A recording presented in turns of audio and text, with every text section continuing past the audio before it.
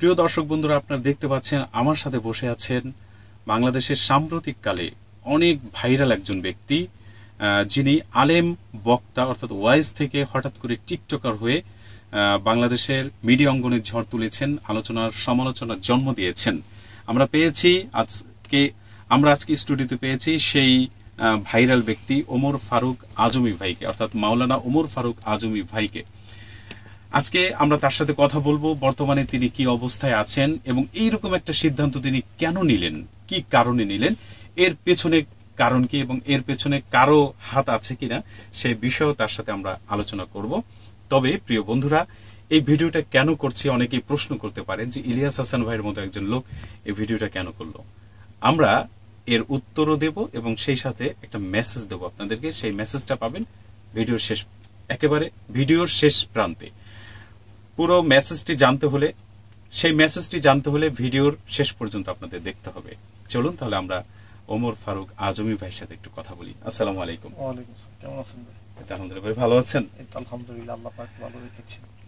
হঠাৎ করে আপনাকে পেলাম, মানে আপনাকে হঠাৎ একদিন আপনার ভিডিওটা আমার সামনে আসলো। তো আমার যে টিকটকার, আলেম থেকে টিকটকার, বক্তা থেকে টিকটকার বা হাফেজ থেকে টিকটকার, এরকম বিভিন্ন জনে শিরোনাম দিল, ক্যাপশন দিল। কিন্তু যখন আমি ভালো করে ভিডিওটা দেখলাম তখন তো মনে হলো যে আমাদের পরিচিত এক ভাই, সেটা হচ্ছেন আপনি। তো প্রথমত জানতে চাইবো যে আপনি এরকম একটা সিদ্ধান্ত কেন নিয়েছিলেন? আসলে সিদ্ধান্তটা মনে করেন 3-4 দিন বা এক সপ্তাহ হয়তো বিষয়টা আর কি তোলপাড় ছিল। তো বিষয়টা তো 3-4 দিন এক সপ্তাহে দেখা গেছে আপনার এই সময়ের মধ্যে দেশ বিদেশ তোলপাড় হয়ে গেছে। আর মানে কিছুটা সময় তো এরকম গেছে যে ইউটিউবার এবং ফেসবুকের যারা কন্টেন্ট ক্রিয়েটর আপনাকে মানে খুঁজে বেরিয়েছে, এরকম একটা অবস্থা। খুঁজে অবশ্যই বেরিয়েছে, বাট আমি ফোন কিংবা আমার সকল অনলাইন যে সমস্ত কানে ডাটাগুলো ছিল এগুলো আমি সব বন্ধ করে দিয়েছি। এক পর্যায়ে আমি না টিকতে পেরে আর কি, কারণ দিন শেষে আমিও তো একজন মানুষ, সাধারণ মানুষ। তো আপনার বিষয় নিয়ে যখন কিনা সারা দেশ এবং বিদেশ তোলপাড় হয়ে যাবে, ওই চাপটা সামলানো কিন্তু খুবই কঠিন একটা ব্যাপার। একটা প্রশ্ন, মানে এরকম একটা চাপ হবে বা সারা দেশ বিদেশে তোলপাড় হবে, এটা কি আপনি জেনে বুঝেই করেছেন? আমি এটা জানতাম না ভাই। তাই? কারণ ইতিপূর্বে আমি কখনোই এটার শিকার আমি হইনি। আচ্ছা আচ্ছা। হয়তো এর শিকার হয় খুব মুষ্টিময় কিছু মানুষ বাংলাদেশের, যাদেরকে একদম সবাই চিনে, যারা একদম ওইরকম পার্সন যাদেরকে এক নামে সবাই চিনে বা দেখলে রাস্তাঘাটে যাদেরকে ধরে, তো তারা বিষয়টা বুঝবে আর কি। কারণ তাদের জীবনও হয়তো এরকম একটা ধাক্কা গেছে, কিন্তু আমার যে বিষয়টা এটা একটু অন্যরকম, আর এটার ধাক্কাটা ছিল অনেক পাওয়ার এবং অনেক আর কি হিট, যে কারণে হয়তো আপনি আমার দেখে আগের ভিডিও বা ছবি দেখলে দেখবেন আমি একটু স্বাস্থ্যটা কিন্তু অনেকটা শুকায় গেছে। এই একটা আর কি চিন্তায় বা একটা টেনশনে আর কি অনেকটা ভেঙে পড়ছে আর কি। মানে টেনশন কেন? আপনি না এটা চেয়েছিলেন, তাহলে আবার টেনশন কেন? আসলে কি দেখেন, বিষয়টা হচ্ছে যে আমি ওয়াজের ময়দানে আজকে 8 বছর, যেটা মনে করেন আপনার বর্তমান কিছু যারা তরুণ আলোচক, নবপ্রজন্মের যে সমস্ত আলোচক, এরা রিসেন্টলি হয়তো ময়দানে নামছে, কিন্তু আমি কিন্তু অনেক দিন ধরে। আর আমি ছাত্র জামানা এবং ছাত্র ফারাগাতের পরে টোটাল মিলে আমার ইমামতির 5 বছর। তো বিষয়টা হচ্ছে যে আমি প্রত্যেকটা মানুষের জীবনে স্বপ্ন থাকে। তো আমি দেখলাম যে ওয়াজের ময়দানে আপনার কি বলে এই কিছু আর কি লেখাপড়া নাই, অযোগ্য লোক যোগ্যদের স্থান দখল করে আছে, কথাবার্তা বলতেছে, এবং দেখা গেছে আপনার ওয়াজের ময়দানে বৈশা এরকম কিছু মানে উল্টাপাল্টা বলে তারপরে অযোগ্য অশিক্ষিত লোক ভাইরাল, এটাই বোঝাতে চাচ্ছেন আপনি? ভাইরাল বা তারা ময়দানে কাজ করে যাচ্ছে। তো বিষয়টা খুব কষ্ট লাগলো যে তারা এরকম অশ্লীল কথা বলে, তারপরে উল্টাপাল্টা কথা বলে তারা। তো ইলিয়াস ভাই, আপনি তো আসলে সম্মানিত ব্যক্তি, বড় ভাইয়ের মতো আমি আপনাকে দেখি, আপনি আমার আলোচনা দেখলে আপনি একটা উল্টাপাল্টা পাবেন আল্লাহর রহমতে ইনশাআল্লাহ, এতটুকু বুকে হাত দিয়ে বলতে পারি।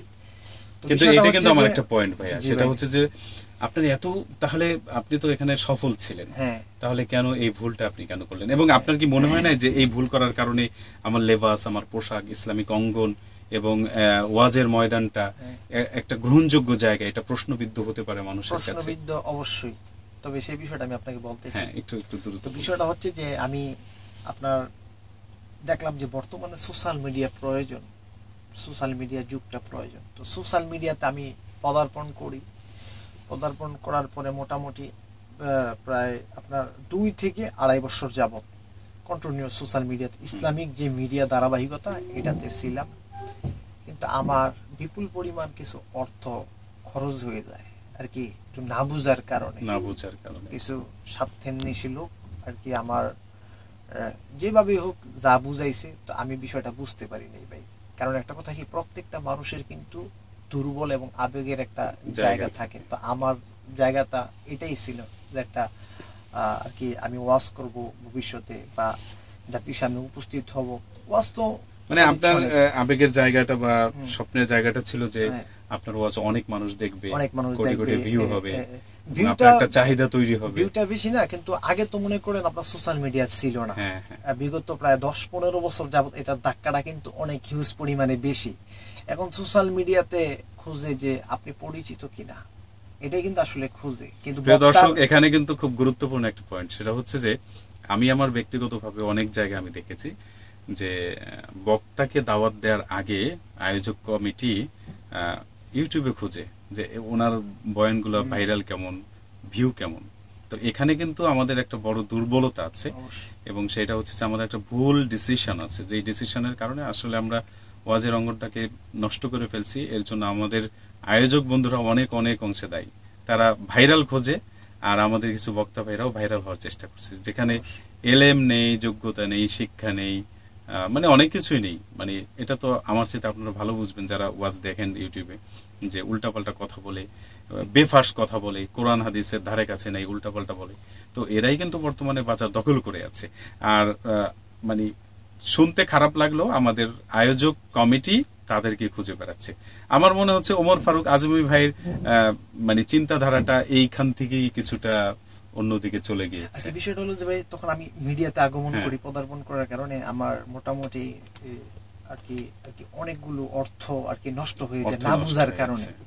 তো বিষয়টা হচ্ছে আপনি, তো আমি এই বিষয়টা নিয়ে খুব ডিপ্রেশনে পড়ি, হতাশায় পড়ি যে কি করব আমি। তো এই বিষয়টা নিয়ে এত পরিমাণ আপনি ডিপ্রেশন এবং হতাশায় পড়ি, যেটা মনে করেন ভাই বলার বাহিরে, এটা আর কি বোঝানো সম্ভব না।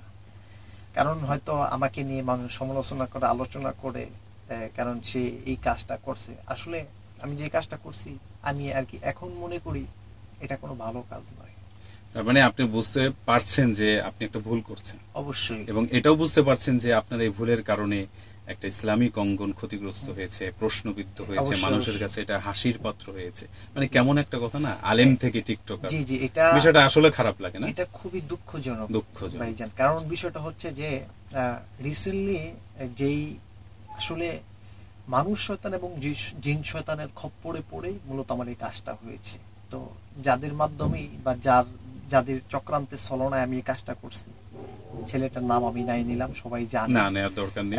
তো বিষয়টা হচ্ছে যে এই ছেলে যখন কিনা এই সমস্ত কাজ করে, তখন কিন্তু ভাইজান আমি কিন্তু এটার বিরুদ্ধে কথা বলেছিলাম যে আসলে এই সমস্ত কাজের মাধ্যমে আমাদের যুব সমাজ, আমাদের সমাজ, কিন্তু আমি কিন্তু আপনার সব কথার সাথে একমত না।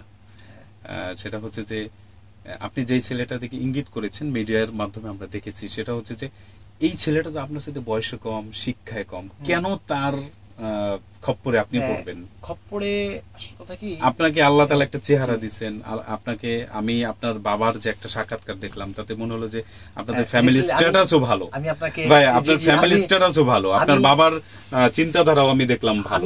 তো সেখানে আপনার শিক্ষা আছে, চেহারা আছে, তো কেন এরকম একটা ছেলের পালায় আপনি পড়বেন? আমি আপনাকে এটা তো মানা যায় না। এখানে আরেকটা বিষয় আপনি যেহেতু বলছেন, এই যে না বলতে হয়, যেই লোকটাকে আপনি আমার বাবা হিসেবে মিডিয়াতে আসতে দেখছেন, সে কিন্তু আসলে আমার বাবা নয়। মানে এটাও মানে তৈরি নাটক, এটা একদম ভুয়া। এবং মানে এই লোক আপনার বাবা না, আমার বাবাই নয়, বুঝতে পেরেছেন? কারণ আমার বাবা মা এবং আত্মীয় স্বজন ফ্যামিলির কেউ কিন্তু মিডিয়াতে আসে নাই। প্রিয় দর্শক, এখানে কিন্তু আমাদের আরেকটা গুরুত্বপূর্ণ পয়েন্ট, মানে বর্তমানে ইউটিউবাররা অর্থাৎ যারা কন্টেন্ট ক্রিয়েট করে তাদের অবস্থা কতটা অনৈতিক চিন্তা ভাবনা তারা লালন করে। দেখেন, এই ভাইয়ের বাবা হিসেবে যাকে সাক্ষাৎকার দেওয়া হয়েছিল যে কি এই ছেলেকে ধরিয়ে দিতে পারলে তাকে 1 লাখ টাকা দেবে, এরকম কথা ছিল না? মানে হ্যাঁ, এটা ছিল, তাকে মারবো, এই করবো, সে আমার ছেলে না, তাকে তেজ্য পুত্র করলাম। অথচ এটা সম্পূর্ণ ইউটিউবারদের একটা সাজানো নাটক ছিল। মানে আমাদের সমাজ আসলে এই ইউটিউব, ফেসবুক, ইন্টারনেটকে কেন্দ্র করে এটাকে মানে কোন দিকে যাচ্ছে আমি জানি না, যে আমাদের আগামী প্রজন্ম আসলে আরো কতটা ধ্বংসের মুখে পড়বে। তো মাঝখানে এই কথাটা বলে রাখলাম, আমাদের উচিত আমাদের পরিবার, আমাদের সমাজে যারা একটু বুঝমান আছে, মুরব্বীরা আছেন এবং সমাজপতি যারা আছেন, তাদের অবশ্যই এই বিষয়গুলোর দিকে একটু খেয়াল রাখা। যে আর বিশেষ করে এই যে কন্টেন্ট ক্রিয়েট যারা করে তাদেরও একটু বাইন্ডিংস বা রেস্ট্রিকশনে নিয়ে আসা দরকার। মানে এই সমস্ত নাটক ফাটক করে কিন্তু আমাদের পরিবেশ নষ্ট করে দিচ্ছে। যাই হোক, তারপরে তো বিষয়টা হচ্ছে যে আপনার কোন কথা বলতেছিলেন আর কি? আমি বলতেছিলাম যে ডিপ্রেশনে পড়ছেন, টাকা পয়সা খরচ করছেন, এই কারণে আপনি আরো অস্থির অবস্থা, ওই ছেলেটার খপ্পরে পড়ছেন, এটা মানুষ শয়তান। বিষয়টা হলো যে আসল কথা কি, কিছু আর কি ছেলে ফেলে দেখবেন যেমন শহরে আর কি কিছু এরকম লোকের সাথে চলাফেরা করে, যে কারণে চলাফেরা করার কারণে এদের মুভমেন্ট চিন্তাধারা নষ্ট হয়ে যায়। আপনি দেখবেন, অর্থাৎ অভিভাবকহীন অবস্থা হইলে এর যে পরিস্থিতি হয়, সে যদি ছোট হয় তাও কিন্তু সে দেখবেন যে তার চিন্তাধারা এবং মুভমেন্ট সে একটা খারাপ একটা রাস্তায়, মানে সে একটা ভাইরাস, এটা অবশ্যই তার মাধ্যমে আরো অনেকে ভাইরাস আক্রান্ত। তো বিষয়টা হচ্ছে যে ওরকম একটা ফলসে, আর এই বিষয়টা কিন্তু আর কি আমাকে উস্কানিমূলক, অর্থাৎ আমাকে যে একটা আপনার উস্কানিমূলক বা আমাকে যে একটা এই লাইনের একটা খপ্পর, কিন্তু অনেকদিন আগে থেকে মানে ভাইরাল হওয়ার যে একটা চিন্তাধারা আপনার মাথায়, ব্রেন ওয়াশটা তারা করিয়েছে। আসলে ভাইরাল কিন্তু ভাইরাল বলতে মিডিয়াতে আসা বা মানুষের সামনে উপস্থিত হওয়া, এটা কিন্তু শুধু আমার না, অনেকের আশা আকাঙ্ক্ষা থাকতেই পারে। আপনি অনেকেরটা বাদ দেন, আপনি নিজেরটাই বলেন। হ্যাঁ, আমি আমার নিজেরটাই বলি, কিন্তু বাট এত নিকৃষ্টভাবে আসাটা কোনোভাবে কাম্য নয়। কথা বুঝতে পেরেছেন? কারণ আজকে আমার আপনার কাজিন, পরিচিত অনেক বন্ধু বান্ধব, ওলামায়ে কেরাম যারা আছে আমাকে চিনে, জানে। এটা মজার ব্যাপার হলো ইলিয়াস ভাই, যে বাংলাদেশের অনেক ওলামায়ে কেরাম আমাকে হয়তো যারা কাছের থেকে দেখেছে তারাও আমাকে মহব্বত করে, এবং যারা দেখে নাই, যারা আমার নাম শুনছে তারাও আমাকে মহব্বত করে। আলহামদুলিল্লাহ, এই অর্জনটা আমি পেয়েছিলাম, বাট এই অর্জনটা আসলে ভেঙে গিয়েছে। এই জন্য আসলে আমার বুক ফেটে যায় এরকম আর কি একটা অবস্থা, কিন্তু আসলে এখন তার করার কিছু নেই। যাই হোক ফারুক ভাই, আসলে আমি আপনার কথার প্রেক্ষিতে বলবো, সেটা হচ্ছে যে আপনি যতই আরেকজনকে দায়ী করেন, আপনি কিন্তু নিজে দায় মুক্ত হতে পারবেন না, ঠিক আছে? তবে আমাদের ভালো লাগছে যে আপনি ভুল বুঝছেন, ফিরে আসছেন, এবং এই ফিরে আসার উপর আল্লাহ তাআলা অটল রাখুক। তবে এখানে আরেকটা প্রশ্ন, আমাদের মিডিয়ার মাধ্যমে আমরা অনেকে দেখেছি যে আপনি নাকি একটা মেয়ের কারণে এই তার প্রেমে পড়ে নাকি আপনি হয়েছেন, এরকম টিকটকার হয়েছেন। আসলে আপনার ইলিয়াস ভাই, বিষয়টা হচ্ছে যে অনেকে আমাকে সাংবাদিকরা অনেক প্রশ্ন করেছিল তৎকালীন সময়। আসলে তখনই আসলে আমার মানসিকভাবে আমি একটু বিপর্যস্ত ছিলাম, বা আমি সুস্থ ছিলাম না, যে কারণে আর কি তখন কি বলেছিলাম না বলেছিলাম হয়তো ঠিক নেই। আপনি মানে অনেকটাই ডিপ্রেশনের কারণে উল্টাপাল্টা বলেছি, কিন্তু মেইনলি বিষয়ে দেখা গেছে আমার ওইরকম কোনো প্রবলেম ছিল না। তাহলে যে মেয়েটার একটা স্ক্রিনশট দেখাচ্ছে, আপনি তার সাথে ভিডিও কলে কথা বলছেন, আসলে দেখেন আপনি মিডিয়া সাজানো বলতে আপনি যদি চান তাহলে মিডিয়া কিন্তু সবকিছু সাজায়া দিতে পারে ভিউয়ের জন্য, বা আপনি একটা বিষয় একটু ভিডিও কইরা আর একটা মেয়ের সাথে কিন্তু একটা মেয়ে টিকটক করতেছে, বা ওটার ভিতরে কিন্তু একটু লাগাই দিতে পারেন, বুঝতে পেরেছেন? ওটা কিন্তু দেওয়া সম্ভব, এডিটের মাধ্যমে সবকিছু সম্ভব। তো ওই বিষয়টা ওইরকমই ছিল, কিন্তু ওইরকম ভাবে কোনো মেয়েলি সম্পর্ক বা মেয়েলি কোনো কাজে আমি ওইরকম আল্লাহর রহমতে জড়িত না ভাই। এটা আল্লাহর রহমতে। আসলে আমি সবসময় চিন্তা করি কি ভাই, যে একটা মেয়ের সাথে প্রেম করব বা তাকে সময় দিব 6 ঘন্টা, 6 ঘন্টা তাকে আমি সময় না দিয়ে আমি যদি একটা হাদিস পড়ি, এটা আমার জন্য উপকারে আসবে। চমৎকার চিন্তা ভাবনা। আসলে এই চিন্তা আপনার আছে? এই চিন্তা আল্লাহি চিন্তা অবশ্যই আছে ভাই, যে কারণে আমার বয়স ওইরকম আহামরি বেশি না, কিন্তু আমি অল্প বয়সে এতটুকু আগানোর পিছনে একটাই কারণ, আমি সময়কে খুব মূল্যায়ন করছি। কারণ সূরা আসর সম্পর্কে অবশ্যই নিশ্চয়ই আপনি জানেন যে সময়ের কথা বলা হয়েছে এখানে, সময়ের গুরুত্বটা আল্লাহ পাক বুঝাইছে। সেই ক্ষেত্রে আমি আমার সময়টাকে ভাই দেখা গেছে আপনার ভালো কাজে, অর্থাৎ আপনার তফসির বলেন, হাদিস বলেন, মাসালা মাসাইল, প্রত্যেকটা বিষয়ে আমি সময় দিতাম। কিন্তু বাজে কাজে অনেকে মোবাইল চালায়, অন্যের ভিডিও দেখে 2 ঘন্টা সময় নষ্ট করে ভাই, কিন্তু আমি চিন্তা করতাম আরেকজনের ভিডিও দেখে 2 ঘন্টা সময় নষ্ট না করার চাইতে একটা তাফসির পড়লে, একটা আয়াতের তরজমা দেখলে, শারহ নুজুল দেখলে। এত সুন্দর চিন্তা ভাবনা আপনার, তো এরকম একটা ভুল আপনি কেন করলেন?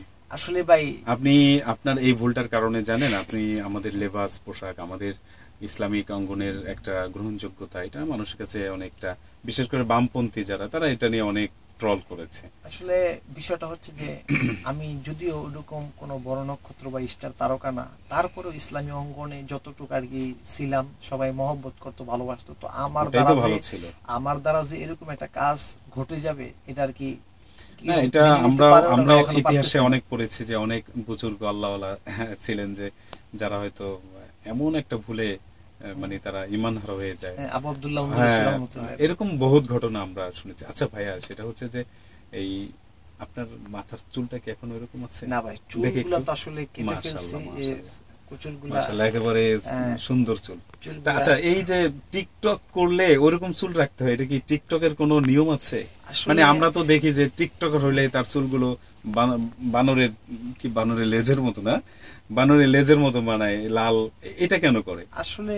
মানে আপনি যেহেতু ওই অঙ্গনে কিছুদিন ঘুরছেন এবং ওই ছেলেটা ওর সাথেও কিছুদিন ছিলেন, ওটা কি জন্য করে আর কি যতটুকু বুঝতে পারলাম যে এটা ভিন্ন একটা আকর্ষণ, মানে ভিন্ন একটা প্রাণী বোঝানোর জন্য। আমার কাছে তো মনে হচ্ছে যে মানে একটা আলাদা প্রাণী, এরা মানুষ না, এরা টিকটকার। না, ওইটা ওই অবস্থানে সামনে তো এরকম হবে যে অ্যাক্সিডেন্টে কয়জন মারা যাবে, সাথে টিকটকার মারা যাবে, বলবো যে 3 জন মানুষ মারা গেছে এবং 2 জন টিকটকার, এরকম একটা অবস্থা হয়ে যাবে। হ্যাঁ, এটা মানে টিকটকাররা কেন নিজেকে সমাজ থেকে, সামাজিকতা থেকে বিচ্ছিন্ন মনে করে? আর আরেকটা কথা ভাই, আচ্ছা, টিকটকটা কি, এই প্ল্যাটফর্মটা কি ভালো কাজে ব্যবহার হতে পারতো? এখানে আরেকটা কথা আমি আপনাকে বলি, অনেকেই আমাকে যারা টিকটকার বলে বা এটা যেটা প্রচার হয়ে গেছে, আসলে আমি কিন্তু একটাও টিকটক করি নাই, বুঝতে পারছেন? একটাও টিকটক করি নাই। সেটাই তো, আপনি তো টিকটক করেনই নাই। আর টিকটক যে কিভাবে করতে হয় আমি, কিন্তু আপনাকে আপনার যারা মানে কি বলে এটাকে উস্কানি দিয়েছে, তারা কিন্তু আপনাকে টিকটকের সুরাতেই বানিয়ে ফেলছে। আর কি আমাকে টিকটকের শুরুতে সবচেয়ে খারাপ লাগছে কি জানেন ভাই, আপনার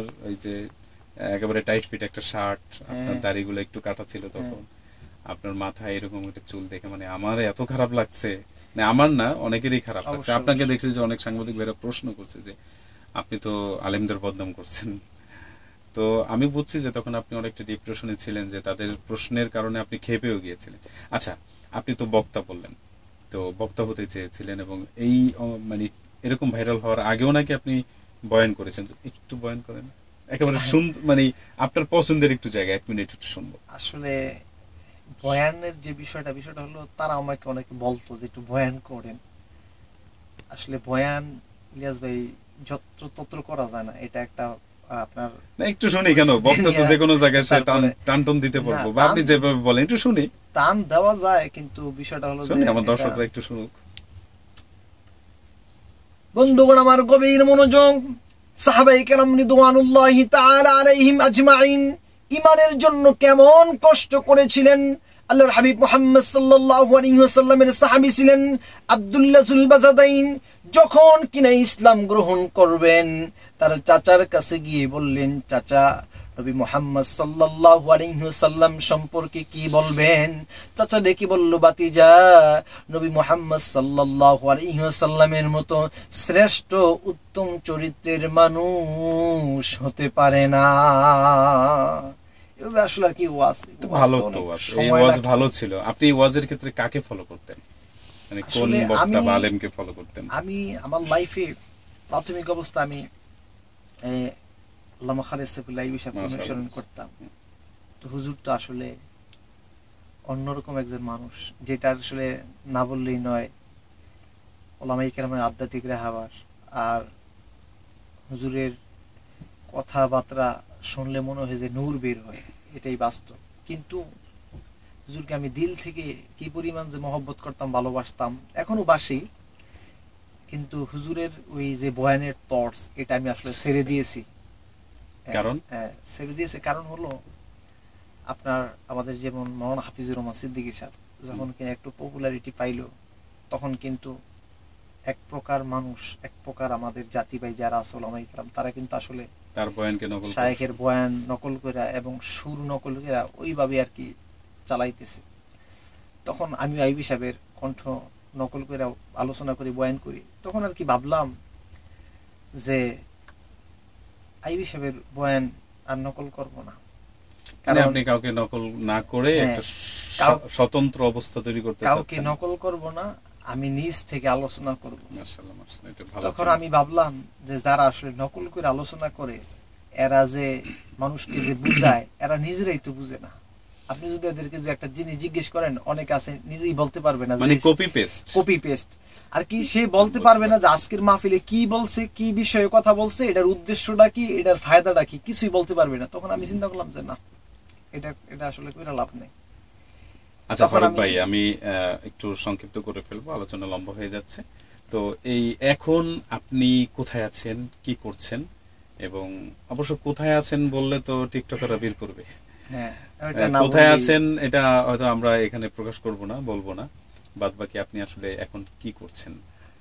আমি আসলে এখন, এবং সামনে আপনার প্ল্যানটা কি? আমি আসলে এখন আপাতত কিছু করতেছি না, একটু কষ্টের মধ্যেই চলতেছি। কারণ আসলে আমি এখন যে মাদ্রাসায় খেদমত নিব বা মসজিদে খেদমত নিব, আসলে আমার নিজের ঈমান আরো মজবুত করার প্রয়োজন, তাকওয়া ইসলাহের অনেক প্রয়োজন। সেই ক্ষেত্রে আমি একটু সময় ওয়েট করতেছি। আচ্ছা, সামনে আপনি কি করতে চান? মানে ওয়াজের ময়দানেই থাকবেন নাকি অন্য কিছু? আসলে ওয়াজের ময়দানের বিষয়টা আসলে এখনো ফাইনালি সিদ্ধান্ত নিতে পারতেছি না যে কি করব। মানে আপনি কি মনে করেন যে এত ঘটনা দুর্ঘটনা আলোচনা সমালোচনার জন্মের পরে এখন আপনাকে মাহফিলে বিভিন্ন জায়গায় দাওয়াত দিবে, এরকম সম্ভাবনা আছে নাকি দাওয়াত অলরেডি পেয়েছেন? আসলে এই ব্যাপারটা আসলে সম্পূর্ণ আমি আল্লাহ তাআলার উপর ছেড়ে দিয়েছি, যে আল্লাহ তাআলা যা আমার জন্য নির্ধারণ করে ফয়সালা করবে তাই আমি মাথা পেতে নেব। ভাই, আপনি তো ভালো কথা বলতে পারেন, মানে আপনি তো ইমোশনাল কথাবার্তা বলতে পারেন। হ্যাঁ, তো এরকম তো আমরাও বলতে পারি না। আমরা বললে তো মোটামুটি এতদিনের বক্তার কথা হয়ে যেতাম আপনার মতো।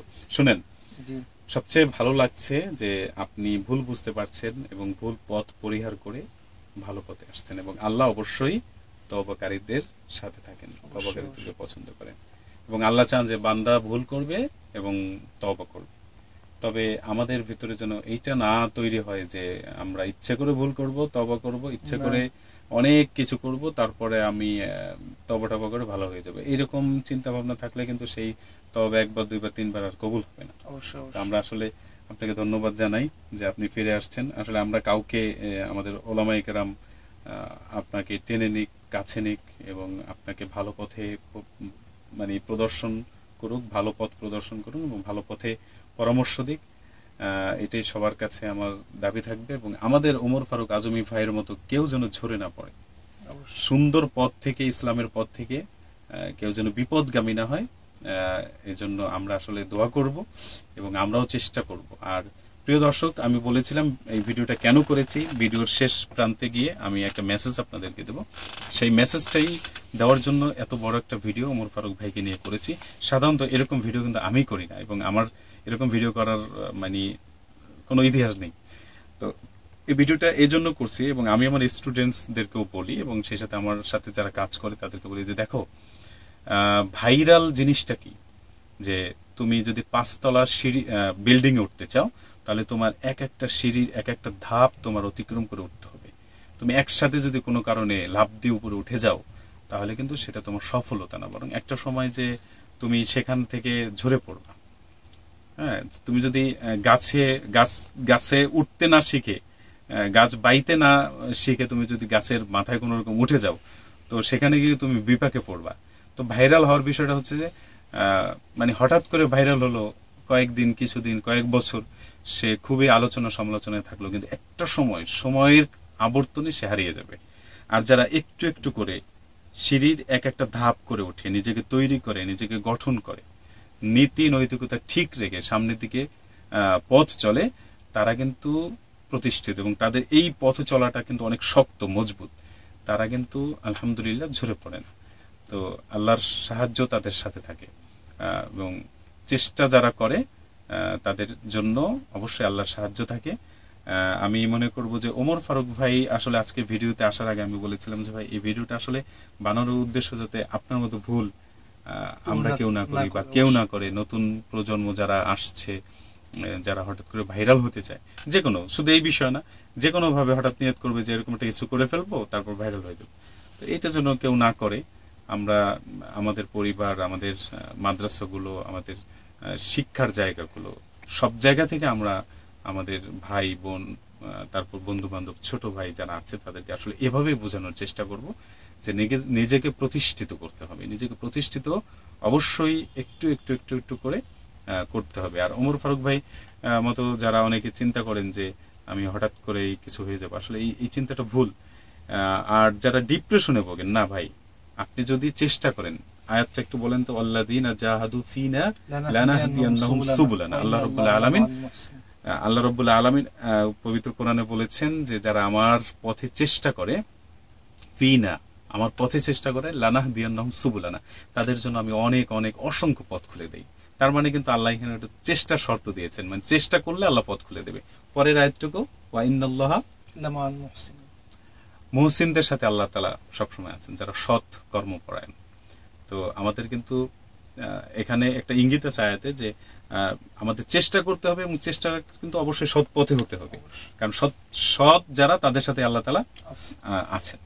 তো আল্লাহ রাব্বুল আলামিন আমাদের আসলে ভুল ভ্রান্তি থেকে সুন্দর পথে, এবং আমাদের কোনো কাজের কারণে ইসলামের কোনো একটা সেক্টর যেন প্রশ্নবিদ্ধ না হয়, বামপন্থী যারা ইসলামকে অপছন্দ করে, ধর্ম বিরোধী, তাদের কাছে যেন কোনোভাবেই ইসলাম হাস্যকর না হয়ে দাঁড়ায়।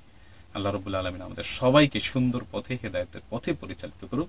আজকের মতো এখানেই শেষ করছি, এবং ওমর ফারুক ভাইয়ের জন্য আরো শুভকামনা থাকবে, দোয়া থাকবে। আসসালামু আলাইকুম ওয়া রাহমাতুল্লাহি ওয়া বারাকাতুহু। আল্লাহ হাফেজ।